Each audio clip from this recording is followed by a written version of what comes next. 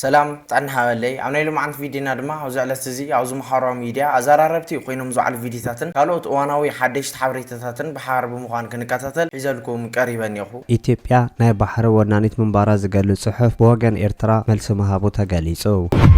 ናይ ኤርትራ መልሲ ኢትዮጵያ ወደባት ኤርትራ ኣብ ታሪኽ ከም ትውንኖ ከም እወን ዶክተር ደብረጽዮን ገብረ ሚካኤል በዝሎም ዕለት እዚ ብዕሊ ፕሬዝዳንት ከም ዝኾነ كم تفتفوتو تريو زلخمون قال محلا بمغار اتي زنبره ناي بريزيدنت بوتو كم استركبه اندارنا يو نركب نتتعدس ورده ارسلاوي تግራይ ዝነበሮ ዝለዓለ መዝነት ብፍሳ ማንጆስ ከም ዝተተከ ኣብዚ ጸብጻባት ተገሊጽ ይርከባሎ زياتو من كالوت نايز على تزي كالوت حدش حبريتات بحرب مخان كنرينا سناي مكتتال انوس دك عبيتي نشانل زي حدش لونكم ساعات لايك شير سبسكرايب نداغوركم جمرغو نغصل شمباركس فتوات تختتلتي قدمي نفتهلون ازاراراب زل زعبا ناي دكتور دبرصين ገብረ ሚካኤል ጉዳይ ቅድም ምስጋርና ማለቱውን ኣብዚ ሰዓት ዶክተር ደብረጽዮን ገብረ ሚካኤል ናይ ትግራይ ፕሬዝዳንት ኮይኑ ከም ዝተሾመ ኣብ ዝተፈላለዩ ማሕበራዊ ሚድያታት እንዳራናዮ ንርከብ ኩለኩም ይፈቱ ቅድም ናፍቲ ጉዳይ ንሱ ምስጋርና ግን ኣብዚ ሰዓት ኣብዚ ሓደ መዓልቲ ውሽጢ ወይ ከዓ ኣብዚ ክልተ መዓልቲ ውሽጢ ኣብ ክፍለ ከተማ መቐለ ነታውቂ ከም ዝነተጎ ኩላና እንፈልጦ ጉዳይ ወይ ከዓ ሰማዕናዮ ሓበሬታ እዩ ኩለኩም ይፈቱ ኣብቲ ጉዳይ ንሱ ተደሪኹ ድማ ዶክተር ሃይለ ወይ ከዓ ሃይለ ደደቢት በዝሎም ዕለት እዚ ሓድሽ ዝኾነ ሓበሬታ ወይ ከዓ ኣብቲ ጉዳይ ንሱ ዘለዎ ሓሳብ እንዳካፈለና ይርከብ እስቲ ከም ስዕብ ተኸታቲልና ንመለስ ነታጉ ተተኩሱ እቲ ነታጉ ከተኩስዎ ዝኽእሉ ከፍንድእዎ ዝኽእሉ ቅድም ኢለ ዝገለጽክዎም ዕላማታት እንተኮይኖም ነዚኣቶም ከኣል ዝኽእል ከይዲ መን እዩ ዝመርሖ ሪኢኹም ሕወሓት እውን ናይ ወዲ ወረደ ጉጅለ ወይ እቲ ምስ ብልጽግና ዝሰርሕ ዘሎ ጉጅለ እዩ ዝፍጽሞ ዘሎ ኢላ ክትሓስብ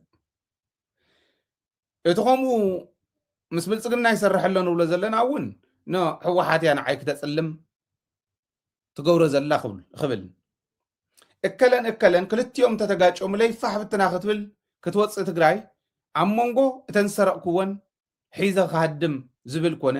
ዝተቐየመ ዝበለ ኩሎም ከዓ ነዚኦም እንዳጋጨዎ ዝኸይድ ክፍጠር ጠቕላላ እዚአን ተጠቕሊለን እተን ሕመቕ ብዋናነት ንሕወሓት ቀፂላ ከዓ ነቲ ግዜያዊ ምሕዳር ትበፅሖ ንምንታይ ኣይ ሕወሓት ንቐደም ገይረ እቲ ግዜያዊ ምሕዳር ኣብዝሓ ሕወሓት ስለ ዝኾነ انت حاميقوم تولو كغير زلو نسو سلا زبونه حاميقوم منوارو منفلط اندينا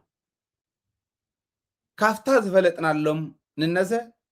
سغمتنا توسده زغيرنا تغير خيد نيرو اتناي مغيار حز كب زغبر زل اخيبا حز مغبار مون ولا صبق انت خونه قدم وارح كغبر زنوري توسينو خصنح نيرو 30 تملق خلا زوربل كبحال نيرو زين بزي مقبار انت فترين نافت غزياو محدار كنكد كلنا اب مريحنت اسكع زلو صصتا ناي تግራይ ناي محلاو سلام ناي تግራይ ناي محلاو ناي حزب حدنت ناي مرغغاص حلافنت ناي تغزياو محدار تغبر نيرو سلاذ حتتيهم كلهم قللت غنين حسابون ات حزبي حزب تግራይ ات سراويت تግራይ ንመንነቱ ንኽብሩ ጠጠው ኢሉ ዝሓደር ሰራዊት ኣብ ዘለዎ ዓዲ ንዓዋርዲ ኣውፃእ ኢልካዮ ናይ ሮንዲ ክዳን ተኸዲኑ ዩኒፎርም ተኸዲኑ ሰበይቱን ሰብኣዩን ኩሉ ወፂኡ ዓዲ ክሕሉ ዝኽእል ህዝቢ ኣብ ዘለሉ ዓዲ ከምዚ ዓይነት ነገር እናተፈፀመ ይሓደር ኣሎ እንታይ ኢልና ፀገም ናይቲ መሪሕነት እዩ ኦርጋናይዝ ናይ ምግባር ጉዳይ እምበር እቲ ህዝቢ ትንፈልጦ ህዝቢ ስለ ዝኾነ يفتوات تختتلتي ات فيديو نتختتلكم يمثل نيرو مالتون هايلي ددبيت بزلو معلت زي افتي او كتما مقاله زنتوغو نتاوغي عملكيتو زحلفو ملختي ويكع زلعلهم حسابات زيوم يمثل نيروم عاوز غداي زدما حساب ويكع ريتو لنا تولسات تهليكم ابوتا كومنت تقومط لي بتحتنا يلاو انا كمناتي جن زي هايلي ددبيت استزاروم زرواتات كلهم كم زدغفوم يكحبركم زفوتو مالتون هايلي ددبيت كم تزولنا زلو وغن منغست بلصقنا از غداي زي انت تغيرو ونيلكا نت حزبي نمرعديو እንዳበለና ይርከብ እዚ ጉዳይ እዚ ድማ ሓቂ እዩ መንግስቲ ብልጽግና ኣብዚ ሕዚ ሰዓት ምስቲ ኣብ ትግራይን ኣብ ኢትዮጵያን ዘለዎ ጥርሲዕቡ እዚ ጉዳይ እዚ ኣይጎሮን ኢልካ ክትሓልፈሉ ኣይግባእን ወይ ከዓ ኣይትኽእልን ክብለኩም ይፈቱ እቲ ካልኣይ ድማ ብወገን ሕወሓት እዩ እዚ ፍንዳታ እዚ ወይ ከዓ እዚ ኖታጉዚ ኖቲጉ እንዳበሉና ይርከቡ እዚ ጉዳይ እዚ ዝኾነሉ እቲ ቀንዲ ምክንያት ድማ ህዝቢ ትግራይ ኣብ ልዕሊ መንግስቲ ብልጽግና ዘለዎ ጽልኢ ካብ መዓልትና መዓልቲ ክውስኽን እቲ ኣብ ትግራይ ኮይኑ ንመንግስቲ ብልጽግና ዝድግፎ ስርዓት ወይ ከዓ እቲ ኣብ ትግራይ ኮይኑ ንመንግስቲ ብልጽግና ዝድግፎ ህዝቢ ትግራይ ድማ በአንጻሩ ተሰሊፉ ምስ ሕወሓት ተጣዊቆ ንመንግስቲ ብልጽግና ክወግእ እዩ እንዳበለና ይርከብ በቲ ኣባሃለ ሃይለ ደደቢት ኣነ ከም ናተይ ግን ብወገን ሕወሓት እዚ ጉዳይ እዚ ዝተፈጸመ ኣይመስለንን ማለት እውን ሕወሓት እኹል ዝኾነ ህዝቢ ትግራይ ይድግፎ እዩ ክብለኩም ይፈቱ ንመንግስቲ ብልጽግና ዝድግፉ ህዝቢ ትግራይ እንድሕር ዳኣሃሊ ወይ ከዓ ሓደ እኹላት ዘይኮኑ ንብልጽግና ክድግፉ ይኽእሉ እዮም እሳቶም እውን ውስናት ሰባት ካብ 101% እዮም ክብለኩም ይፈቱ ከም በዓል ጌታቸው ረዳን ጻድቃን ገብረትንሳኤን ክብለኩም ይፈቱ እስቲ ኣብዚ ጉዳይ እዚ እንታይ ሓሳብ ወይ ከዓ ርእይቶ ኣለኩም ንዝብል ንዓኹም ክጎድፈልኩም እየ ሽምባር ክስፍትዋት ተኸታተልቲ እዚ ካብራኣና እስቲ ናፍቲ ዝቕፅል ቪድዮ ንስገር ቀፂልና ንርኽቦ መደብ ከዓ ዶክተር ደብረጽዮን ገብረ ሚካኤል በዝሎም ዕለት እዚ ብዕሊ ፕረዚደንት ከም ዝኾነ እንዳሓበሩና ይርከቡ እዚ ሓበሬታ እዚ ድማ ካብ ቢቢሲ ትግርኛ ዝተረኸበ እንትኸውን ቢቢሲ ትግርኛ በዝሎም ዕለት እዚ ዶክተር ደብረጽዮን ገብረ ሚካኤል ናብ ነባር ስርሑ ወይ ከዓ ፕረዚደንት ትግራይ ኮይኑ ተሾይሙ ተመሪፁ ከም ዘሎ እንዳሓበረና ይርከብ እስቲ ተወሰነ ጽሑፍ ኔቶ አንቢብና ንመለስ ናብ ስርሑ ከም ዝተመለሰ ዝኣወጀ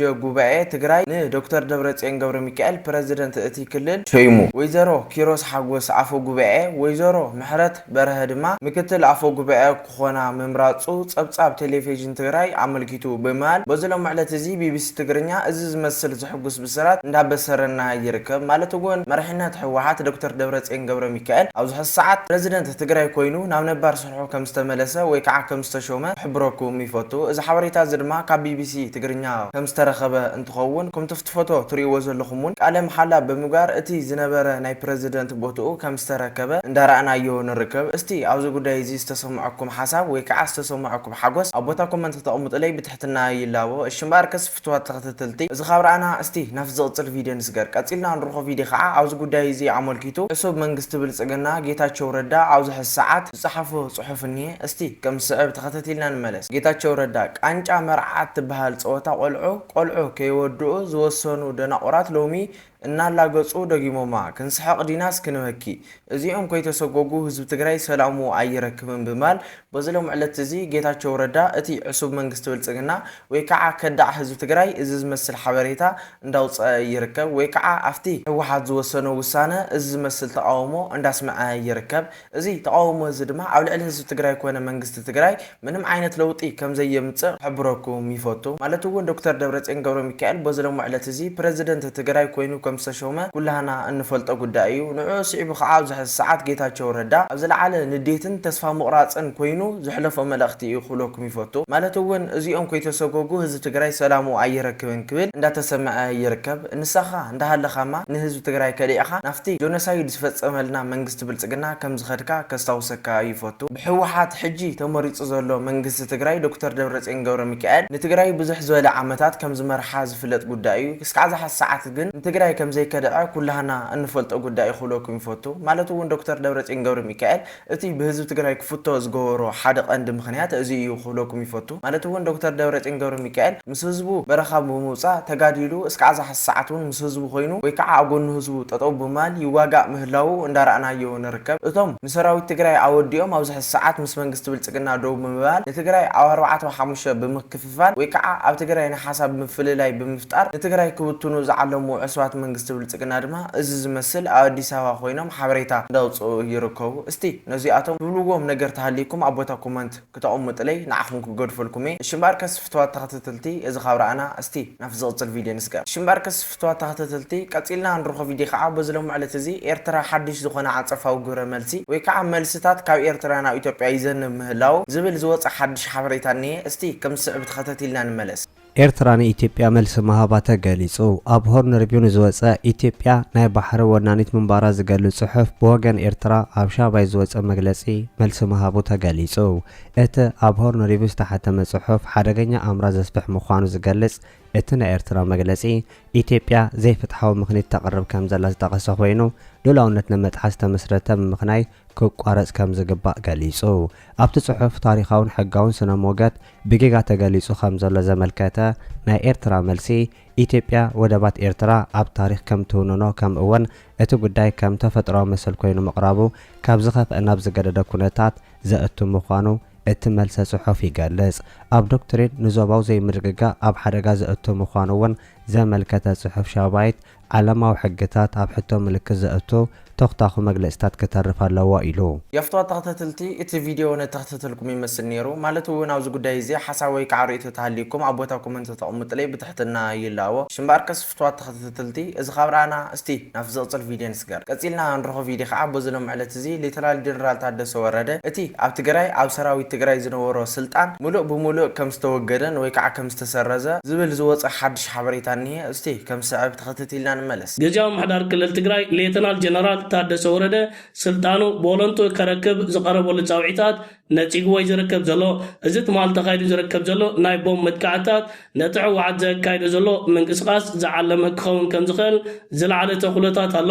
ብዘይ ካዚ ካብ ክልል ትግራይን ከምኡውን ካብ ሕወሓትን ከይወፃና ትማሊ ወተሃደራውን ኣዘዝትን ኣካላት ጸጥታን ክልል ትግራይ ንጊዜያዊ ምሕዳር ክልል ትግራይ ሌተናል ጀነራል ታደሰ ወረደ